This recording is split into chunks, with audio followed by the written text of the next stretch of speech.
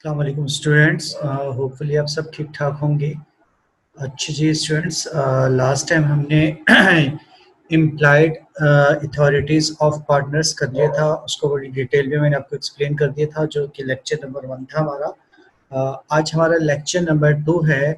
उसमें हम अब पढ़ेंगे non employed authorities of partner, जो कि आपको स्क्रीन पे भी नज़र आ रहा होगा। इसको restriction on the employed authorities of partner भी कह सकते हैं। ठीक है, तमाम चीज़ आपको स्क्रीन पे नज़र भी आ रही होंगी क्लियर। अच्छा, इन्हीं पॉइंट्स को हम स्टेप बाय स्टेप करके बड़ी डिटेल में मैं आपको एक्सप्लेन कर रहा हूँ कि देखिएगा कि बेसिकली जो पहला वाला क्वेश्चन था उसमें से हम जो एग्जामिनर हमसे डिस्कस कर रहा था वो हमसे यूँ पूछ रहा था कि एक एक पार्टनर्स की पावर्स क्या-क्या हैं कि वो बगैर पूछे दूसरे पार्टनर से कर सकता है काम। जो भी उसकी पावर्स हैं उसे दूसरे पार्टनर से पूछने की ज़रूरत नहीं है, कंसर्न लेने की ज़रूरत नहीं है। ठीक है? लेकिन आज के जो टॉपिक है ये उसके ऑपोजिट है कि जब तक एक partner rest of the partner से परमिशन न ले ले तब तक वो कोई जो है दूसरा काम नहीं कर सकता। ठीक है, तो उसी को हम जो है वो डिस्कस करेंगे स्टेप बाय स्टेप। तो क्या कहा मैंने कि जब तक एक पार्टनर दूसरे पार्टनर से परमिशन न ले ले तब तक वो काम नहीं कर सकता। क्लियर हो गया? यहाँ तक आपको समझ में आ गई होगी। कोई प्रॉब्लम यहाँ तक, कोई मसला? ठीक है जी। जितने भी आपके मसले मसाइल होंगे वो इंशाल्लाह अल्लाह करेगा कि जब हमारी क्लासेस स्टार्ट हो जाएंगी उसमें हम करेंगे। ठीक है। अच्छा, ज़रा गौर से सुनिएगा स्टूडेंट कि restriction on the employed authorities of partner क्या क्या है कि एक पार्टनर दूसरे पार्टनर से पूछे बगैर काम नहीं कर सकता। ठीक है, देखिए नंबर 1, पहले एक चीज मैं आपको बता दूं, एक लफ्ज आता है आर्बिट्रेशन या आर्बिट्रेटर। आर्बिट्रेशन या आर्बिट्रेटर एक ऐसे पर्सन को कहते हैं जो कि न्यूट्रल होता है। यानी समटाइम्स जब दो पार्टीज पे कोई डिस्प्यूट होता है, कोई झगड़ा होता है और वो दोनों पार्टीज एग्री हो जाती हैं, वो कहते हैं कि ठीक, हम ऐसे न्यूट्रल पर्सन को अपॉइंट करते हैं कि वो न्यूट्रल पर्सन जो भी डिसीजन देगा वो आपके लिए भी एक्सेप्टेबल होगा, मेरे लिए भी एक्सेप्टेबल होगा, लेकिन उसके डिसीजन को हम दोनों पार्टीज मानेंगे। ठीक है जी, इसको हम कहते हैं arbitrator. One of the best example Pakistan और इंडिया के दरमियान में कश्मीर डिस्प्यूट है। डोनाल्ड ट्रंप ने ऑफर भी की थी कि जी मैं आर्बिट्रेटर आना चाहता हूँ पाकिस्तान और इंडिया के दरमियान में। अगर वो कहेंगे तो मैं अपना आर्बिट्रेटर का रोल प्ले कर सकता हूँ और कश्मीर डिस्प्यूट को रिजॉल्व कर सकता हूँ। खैर, बहरहाल उस पर कोई एग्री नहीं है अभी दोनों कंट्रीज में से। लेकिन आर्बिट्रेटर को जब दो पार्टीज अपॉइंट करती हैं तो दोनों पार्टीज का आर्बिट्रेटर के लिए एग्री होना लाजमी है। क्यों? क्योंकि आर्बिट्रेटर, भाई हो सकता है कि आपकी नज़र में जो आर्बिट्रेटर है वो अगली पार्टी को फेवर भी कर सकता है।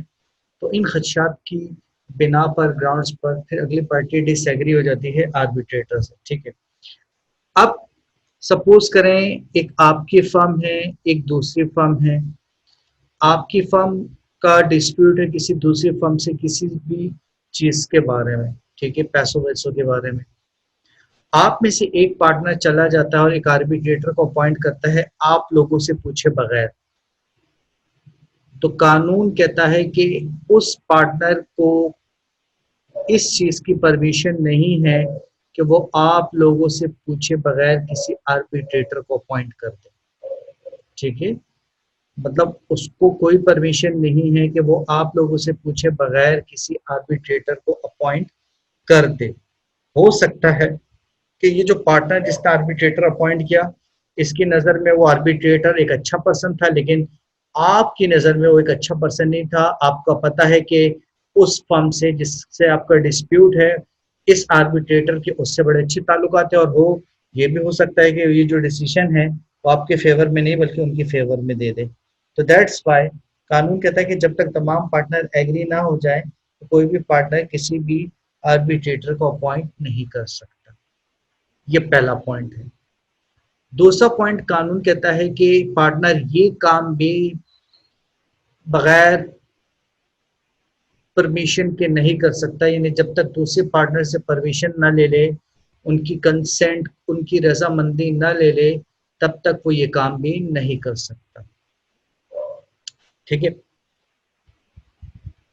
क्या चीज, वो दूसरा पॉइंट क्या है, यानी आप गए और आपने बैंक अकाउंट ओपन करवाया और अपने नाम से करवा दिया, फर्म के नाम से नहीं करवाया, फर्म की बिहाफ पर आप अपने नाम से आपने बैंक अकाउंट ओपन करवा दिया।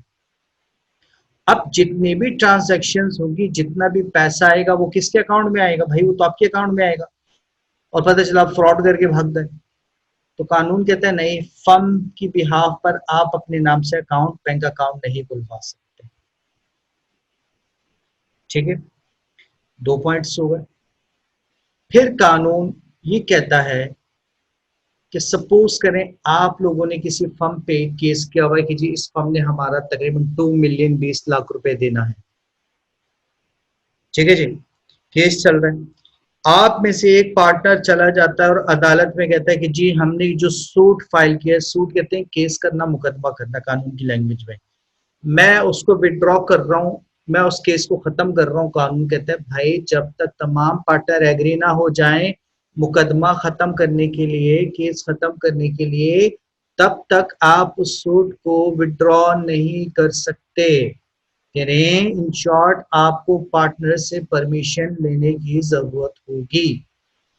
तो 3 पॉइंट्स मैंने समझा दिए, न तो आप आर्बिट्रेटर को अपॉइंट कर सकते हैं, न तो आप फर्म की बिहाफ पर अपने नाम से अकाउंट खुलवा सकते हैं, और न ही जो आपने मुकदमा किसी पे भी किया है उसको खत्म करवा सकते हैं विदाउट कंसेंट और without permission of other partners.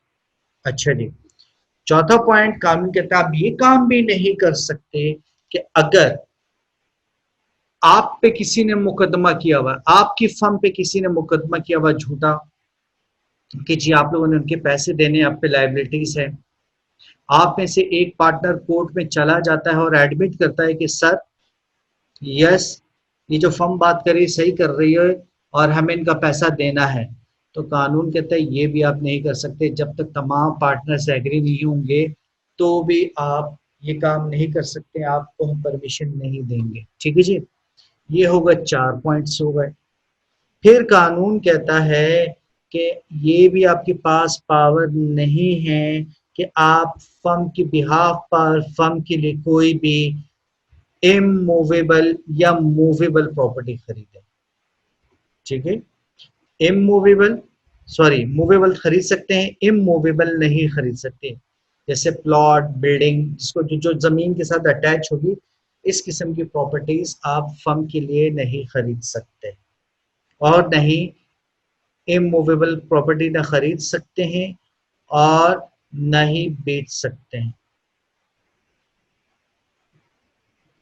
ठीक है, इसी तरीके से आप जब भी फर्म की बिहाफ पर किसी से एग्रीमेंट करेंगे, कोई कॉन्ट्रैक्ट साइन करेंगे, तो आपको रेस्ट ऑफ द पार्टनर से परमिशन लेना जरूरी है, उनकी कंसेंट लेना जरूरी है। तो होपफुली, अच्छा अगर आपने वैसे कॉन्ट्रैक्ट कर लिया तो ये कानून कहते हैं हम इस चीज़ की परमिशन आपको नहीं देंगे कि आप फर्म की बिहाफ पर किसी भी पार्टी से कोई कॉन्ट्रैक्ट कर लें, कोई एग्रीमेंट कर लें, हम आपको अलाउ नहीं करेंगे। ठीक है जी, तो ये था हमारे पास बेसिकली जो टॉपिक था उसका नाम है रिस्ट्रिक्शंस। ठीक है जी, क्या टॉपिक है हमारे पास, restrictions on the implied authorities of partner, restrictions on the implied authorities of partner, ये हमारा टॉपिक नंबर, लेक्चर नंबर 2 है। ठीक है, यहाँ स्क्रीन पे बेसिकली टू द पॉइंट बात लिखी है, but examination point of view से आपने अलग लिखना है। तो तमाम स्टूडेंट्स जल्दी से, और हर दफ़ा मैं यही कहूँगा कि आप अपने पास कॉपी और पेन रेडी रखिएगा, बिकॉज मैं आपको लिखवाऊंगा। क्लियर, तो लिखना स्टार्ट कर दीजिएगा। मेन हेडिंग डाल दीजिए restrictions, restrictions on the powers of partners, restrictions on the powers of partner। ठीक है जी, ये मेन हेडिंग लिखने के बाद आप लिखेंगे a power can, sorry, a partner can not perform A partner cannot perform the following act, ठीक है, without consent of other partners. Consent की स्पेलिंग होगी CONSENT. A partner cannot perform the following acts without the consent of other partners. ठीक है जी. Point number 1 लिखिएगा जो मैं explain कर चुका हूं. ठीक है जी. पॉइंट नंबर 1 लिखिएगा जो मैं एक्सप्लेन कर चुका हूं.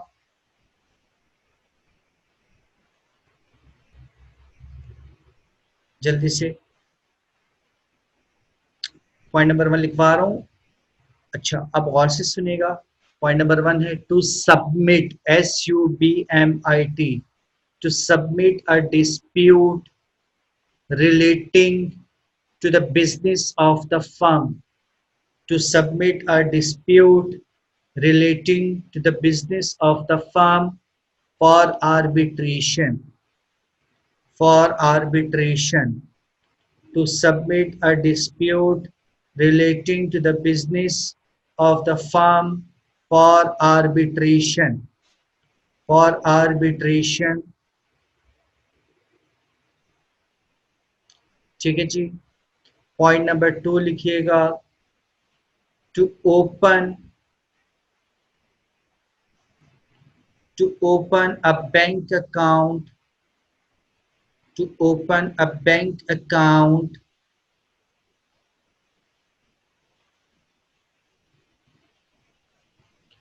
on behalf of the firm, to open a bank account on behalf of the firm in his own name. To open a bank account on behalf of the firm in his own name. OWN, own name. Point number 3, to withdraw, WITHDRAW, to withdraw any suit, SUIT, suit filed, FILAD, filed by the firm. To withdraw any suit filed by the firm. To withdraw any suit filed by the firm.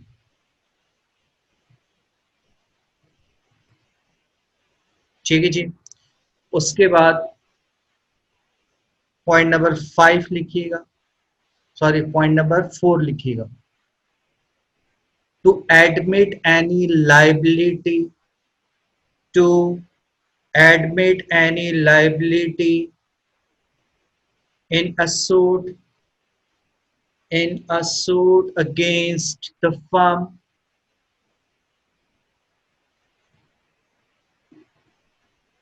to admit any liability in a suit against the firm. ठीक है.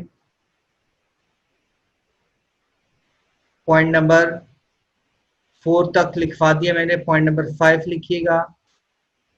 To buy, BUY, to buy any immovable property, to buy any immovable property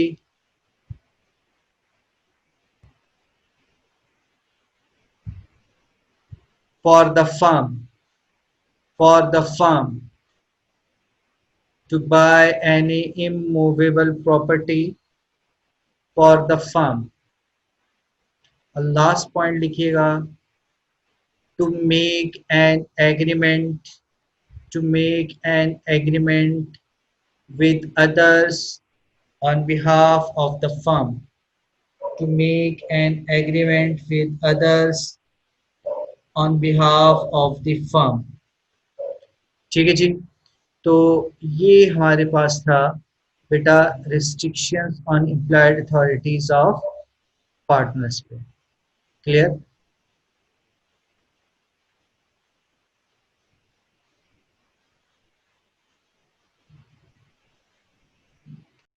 अच्छा जी students, एक question हम complete कर चुके हैं. ठीक है जी. वो हमारा पूरा क्वेश्चन था।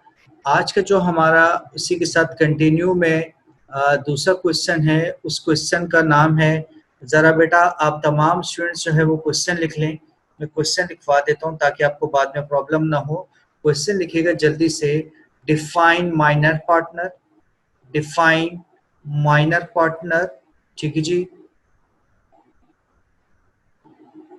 Define minor partner and its and his position during minor partner and his position during minority। Minority कर दीजिएगा, दोबारा सुन लीजिएगा। Define minor partner and his position during minority, ठीक है जी। Also explain his position after majority, his position after majority,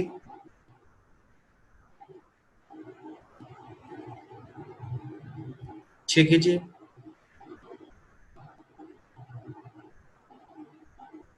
and his liabilities to become a partner and not to become a partner, to become a partner and not to become a partner, ठीक है जी।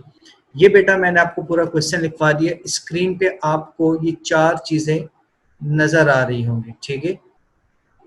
अब जरा गौर से देखिएगा।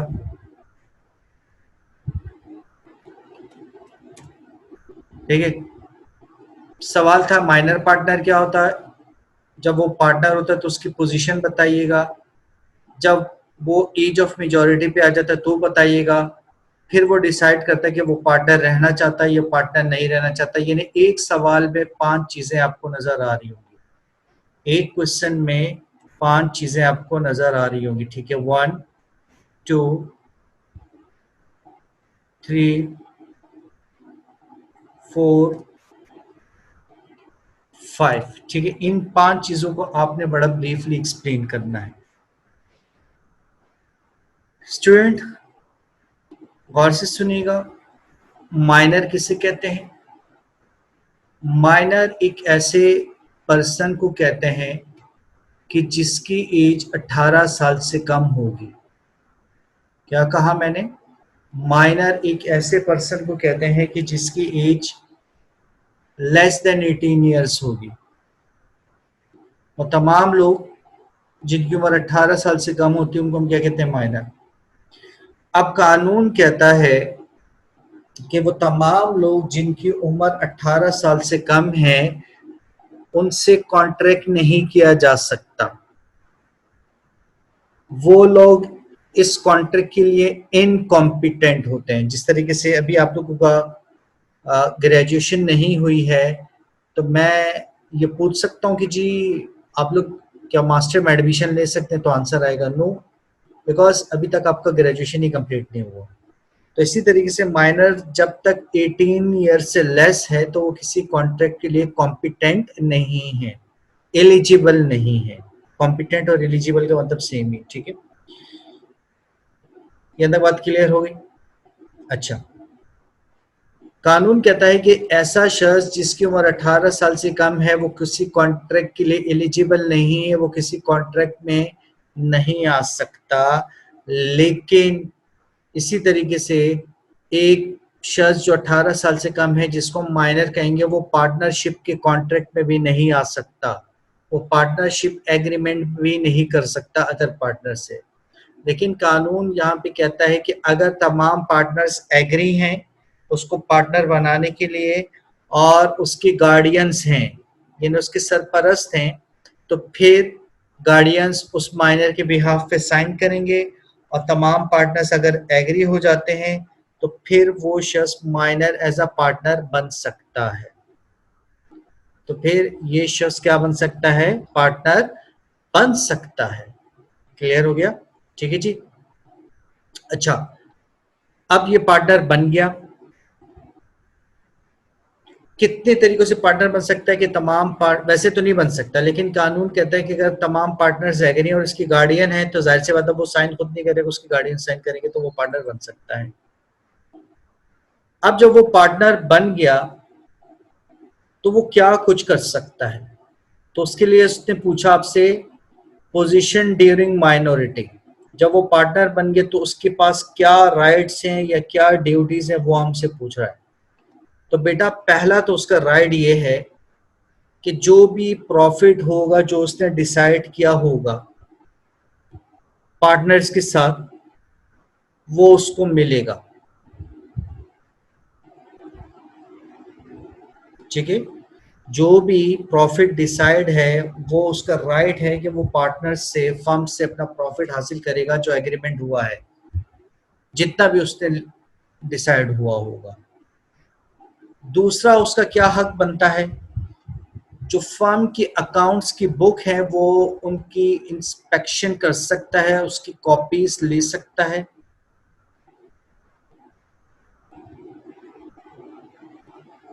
लेकिन वो firm की books को अपने साथ नहीं ले जा सकता, अपने साथ ले जाकर नहीं दे सकता, इंस्पेक्शन नहीं कर सकता। कॉपीज मिल सकती हैं बिकॉज उसमें सीक्रेट्स हैं, फर्म की सीक्रेट्स होती हैं ताकि वो सीक्रेट्स लीक आउट ना हो जाए। तो यहाँ पे ये उसके लिए थोड़ा सा राइट भी है, थोड़ी सी उसके लिए रिस्ट्रिक्शंस भी है कि ठीक है अगर आपको फर्म की अकाउंट्स की बुक को इंस्पेक्शन करनी है तो हम आपको फोटो कॉपीज प्रोवाइड कर देंगे, बट जो ओरिजिनल बुक है वो हम आपको नहीं प्रोवाइड करेंगे। ये दो दो पॉइंट्स याद रखिएगा। तीसरा जो सबसे इम्पॉर्टेंट पॉइंट है माइनर के लिए जो बेनिफिट है, देखो बेटा पार्टनरशिप में जो पार्टनर्स होते हैं ना, जो फर्म, उनकी लाइबिलिटीज होती हैं अनलिमिटेड। सपोज करें अगर हम 10 पार्टनर हैं, हम में से कोई एक पार्टनर या उसने बैंक से लोन लिया, फर्म के ले लिया और हम सबसे पूछ कर ही गया, वो कल को लॉस हो जाता है, हम बैंक का उधार नहीं उतार पाते, तो बेटा बैंक के पास ये राइट हासिल है कानूनन कि वो आएगा हर पार्टनर की प्रॉपर्टी बेचेगा जब तक उसका पैसा नहीं मिल जाता पूरा। गाड़ी, बंगलो, प्लॉट, जो जो बैंक के हाथ लगता जाएगा वो बैंक बेचता जाएगा और अपने पैसे रिकवर करता जाएगा। लेकिन माइनर के लिए सबसे बड़ा एडवांटेज इसमें यह है, कानून कहता है कि माइनर थर्ड पार्टी के लिए रिस्पॉन्सिबल नहीं है। अगर 10 पार्टनर हैं, 10 में से एक माइनर है तो उसका मतलब नौ एज ऑफ मेजोरिटी है, बैंक से लोन लिया, आपने एचबीएल से लोन लिया और फिर बाद में आप डिफॉल्ट कर गए तो 9 पार्टनर्स पे बैंक केस कर सकता है, उनकी प्रॉपर्टी बेच सकता है। माइनर की प्रॉपर्टी बैंक नहीं बेच सकता। तो इसका मतलब क्या हुआ कि सिर्फ और सिर्फ माइनर जो रिस्पॉन्सिबल होगा लॉस पे only to the extent of his capital, यानी जितना उसने पैसा लगाया वो पैसा ही माइनर का जाएगा। इसके अलावा माइनर की पर्सनल प्रॉपर्टी पे थर्ड पार्टी हाथ नहीं डाल सकती। ठीक है, तो 3 पॉइंट्स क्या है, जो भी एग्रीड शेयर ऑफ प्रॉफिट है वो उसको मिलेगा, अकाउंट की बुक्स की इंस्पेक्शन करेगा लेकिन उसकी फोटोकॉपी मिलेगी, ओरिजिनल मिलेगी। जो भी लॉस होगा थर्ड पार्टी का, उस लॉस के लिए माइनर जिम्मेदार नहीं होगा। चौथा है माइनर मैनेजमेंट में पार्टिसिपेट भी नहीं कर सकता, माइनर को मैनेजमेंट में पार्टिसिपेट करने के लिए परमिशन नहीं है। ठीक है, और पांचवा है कि एक चीज आती है इंसॉल्वेंट, और अदालत इंसॉल्वेंट डिक्लेयर करती है। इंसॉल्वेंट का मतलब है कि जब आपकी लाइबिलिटीज आपकी एसेट से इंक्रीज हो जाए तो फिर आप कहलाते हैं इंसॉल्वेंट। तो हर एक पार्टनर को इंसॉल्वेंट डिक्लेयर किया जा सकता है, मगर माइनर को इंसॉल्वेंट डिक्लेयर नहीं किया जाएगा। क्यों नहीं किया जाएगा?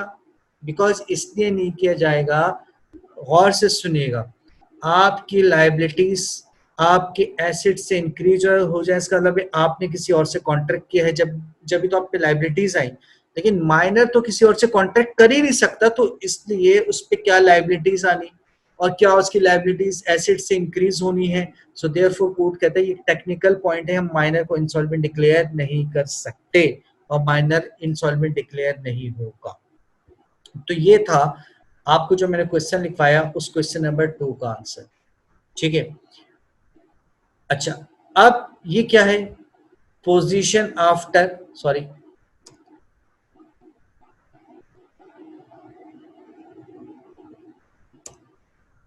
पोजीशन आफ्टर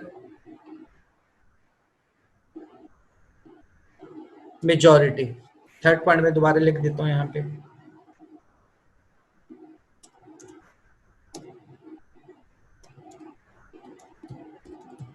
पोजीशन आफ्टर, ये जो बेटा मेजॉरिटी का मतलब है ना, इसका मतलब है जब आप 18 साल के हो जाएंगे, ठीक है, जब आप 18 साल के हो जाएंगे तो फिर आपकी क्या पोजीशन होगी, ये आपसे एग्जामिनर ने क्वेश्चन नंबर 3 पूछा है। मतलब ये है कि आप एक पार्टनर थे, जब आप पार्टनरशिप में आए तो बेटा उस वक्त आपकी एज 18 साल से कम थी, आप 17 साल के थे। एक साल के बाद आप 18 साल के हो गए।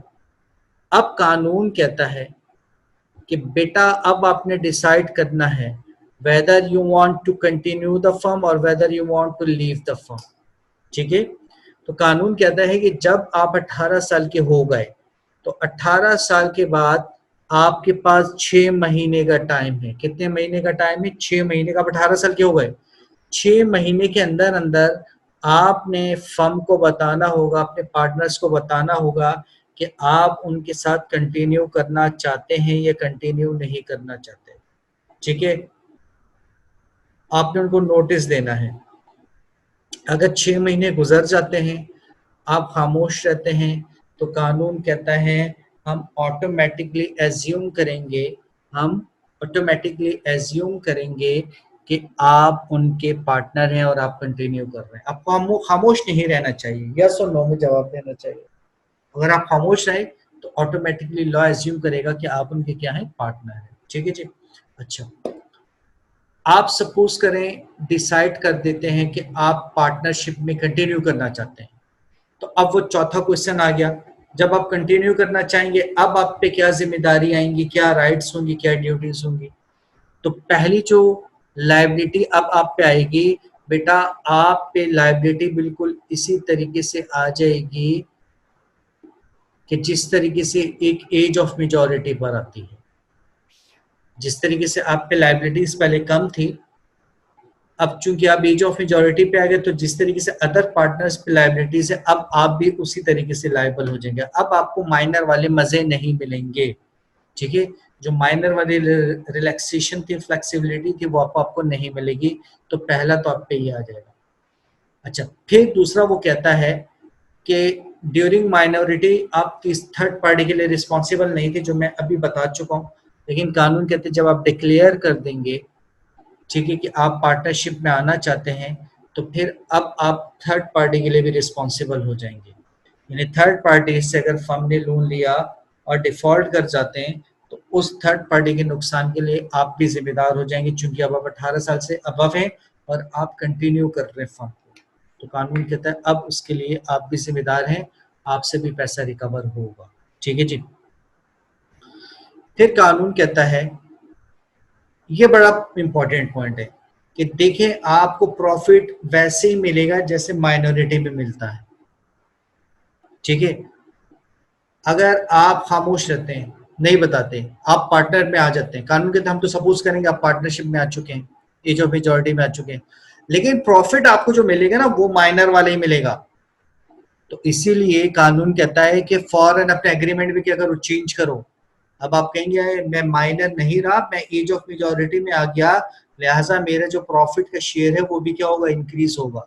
और अगर आप खामोश रहते हैं, जैसे मैंने ऊपर वाले हेडिंग में कहा, 6 महीने गुजर जाते हैं, कानून के तहत हम आपको डीम टू बी अज्यूम करेंगे कि आप एज ऑफ मेजॉरिटी में, लेकिन उसमें अगर आप बता देते हैं कि यस मैं कंटिन्यू करना चाहता हूँ, तो आपने अपना एग्रीमेंट भी चेंज करना होगा ताकि आपका प्रॉफिट रेशियो भी क्या हो जाए, ज्यादा हो जाए। तो ये 4 क्वेश्चन का आंसर मैंने दे दिया, जो 4 क्वेश्चन थे, 5 क्वेश्चन पूछे थे। अब वो पांचवा है, पांचवें वो कह रहे कि decision not to become a partner. आप 18 साल के हो गए, ठीक है जी, अभी 3 महीने हुए, चौथे महीने में आप नोटिस दे देते हैं पार्टनर्स को कि जी मैं काम नहीं करना चाहता आपसे। तो कानून कहता है चाहे आप 18 साल के हो भी गए और 4 महीने के बाद आप नोटिस देते हैं, तो कानून कहता है कि आप के राइट और लायबिलिटीज बिल्कुल बिल्कुल वैसी होंगी जैसे एज ऑफ माइनॉरिटी में थी। आपको एज ऑफ मेजॉरिटी में नहीं कंसीडर किया जाएगा, आपको कहाँ कंसीडर किया जाएगा, माइनॉरिटी में ही कंसीडर किया जाएगा। फिर कानून कहता है कि जब आपने बता दिया कि आप कंटिन्यू नहीं करना चाहते, चाहे आप 18 साल के हो गए, 18 साल 4 महीने के हो चुके हैं और आपने चौथे महीने नोटिस दे दिया फर्म को कि आप कंटिन्यू ही नहीं करना चाहते, तो कानूनन आप थर्ड पार्टी के लिए अगेन रिस्पॉन्सिबल नहीं होंगे। ठीक है। और इसी तरीके से तीसरा ये है कि अगर पार्टनर्स आपका प्रॉफिट नहीं दे रहा है, तो आपका ये राइट है कि उन पार्टनर्स के खिलाफ आप मुकदमा कर सकते हैं और उनसे अपना आप पैसा रिकवर कर सकते हैं। ठीक है, समझ में आ गया, क्लियर हो गया। अच्छा, अब स्टूडेंट करना ये है कि आप लोगों ने सबसे पहले हेडिंग डाल देनी है जल्दी से माइनर पार्टनर। तमाम स्टूडेंट्स माइनर पार्टनर की हेडिंग लिखिए बेटा जल्दी से। माइनर पार्टनर की हेडिंग लिखें जल्दी से तमाम स्टूडेंट।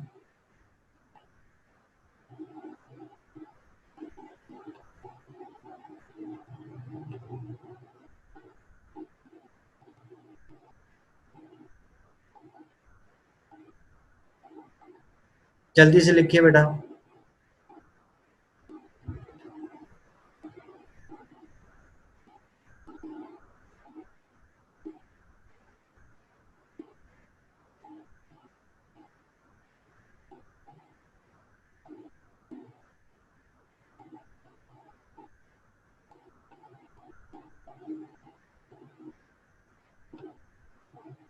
ठीक है जी, पहला पॉइंट लिखा आपने माइनर पार्टनर। अब सुन लीजिएगा, जो मैं लिखवा रहा हूं उसको लिखिएगा। A minor is a person, minor is a person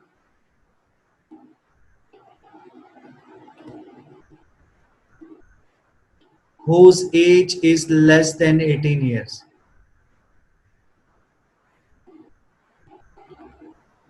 A minor is a person whose age is less than 18 years. 1 8. Full stop. The person who wants, the person who wants to enter into partnership must be competent to contract, must be competent to contract.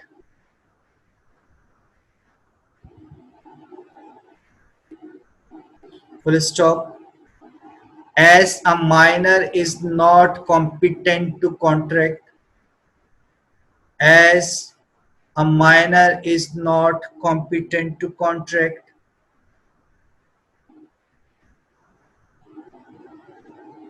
full stop, so he cannot become a partner, so he cannot become a partner, full stop, but with the consent, consent, but with the consent of all the partners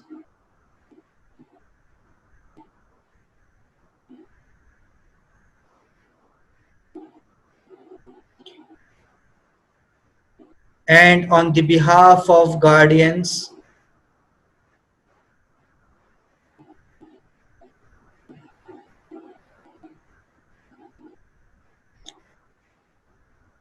and on the behalf of guardians,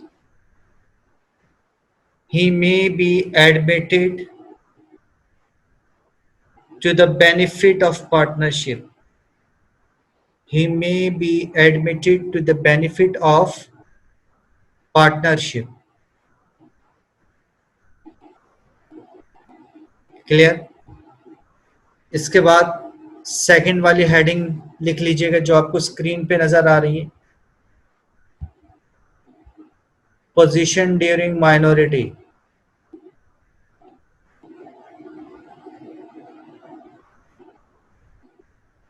position during minority.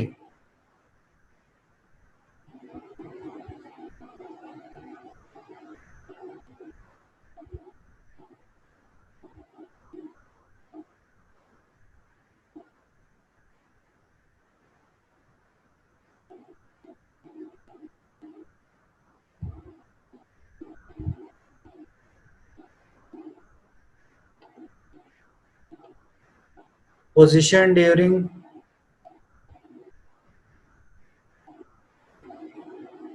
minority.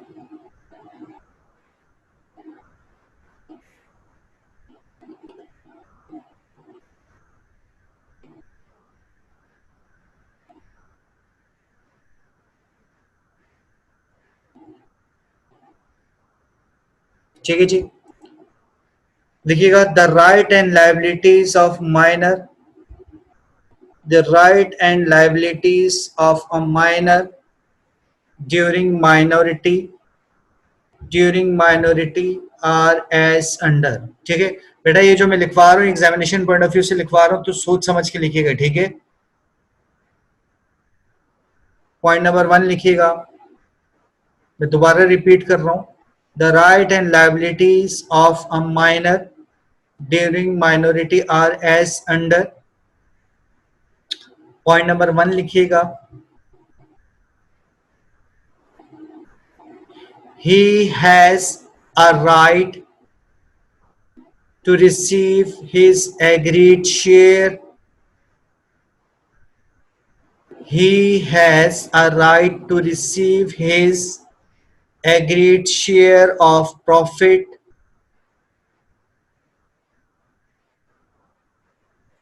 Point number 2 लिखिएगा, he can inspect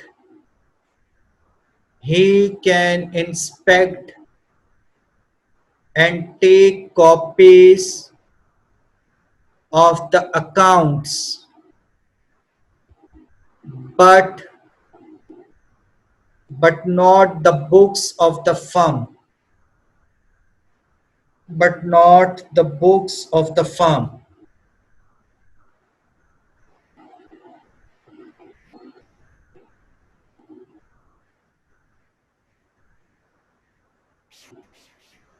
Point number 3, he is not personally liable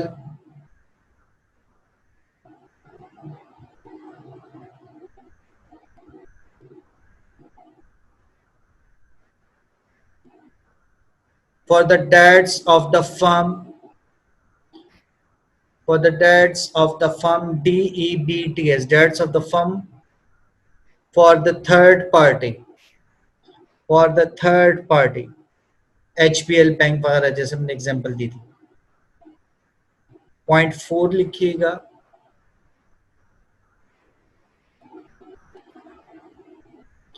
he cannot take part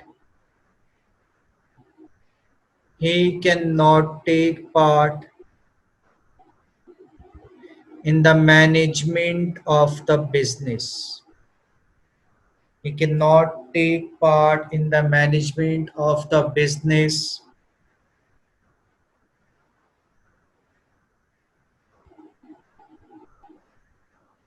point number 5 लिखिएगा, he cannot be declared insolvent,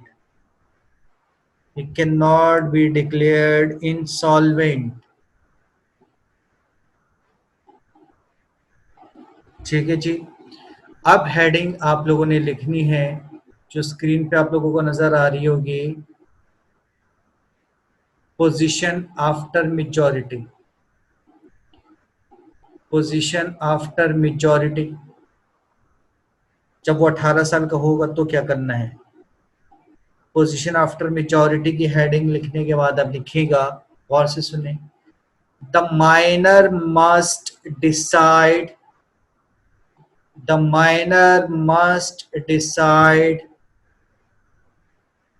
within 6 months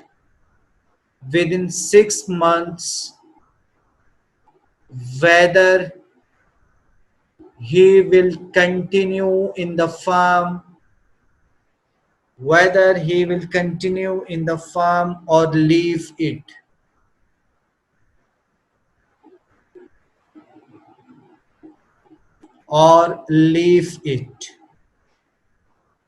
Full stop। He should give public notice He should give public notice about his decision, about his decision.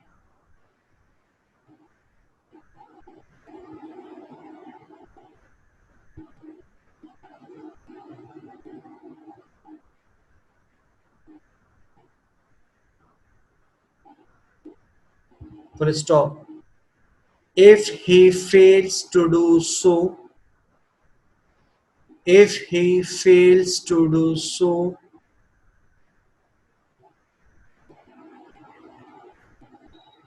he will be considered he will be considered a major partner. He will be considered a major partner. ठीक है students, दो headings रह गई है। इंशाल्लाह ताला अल्लाह ने चाहा तो उसको हम नेक्स्ट क्लास में कंटिन्यू करेंगे और अपने इस लेक्चर को पूरा करेंगे। ठीक है, तो आप इस लेक्चर को देखिएगा, अपनी एग्जामिनेशन प्रिपरेशन जारी रखिएगा, बिकॉज किसी वक्त भी कुछ भी अनाउंसमेंट आ सकती है। ठीक है, अल्लाह हाफिज़, अल्लाह सबको आपका हामी नासिर।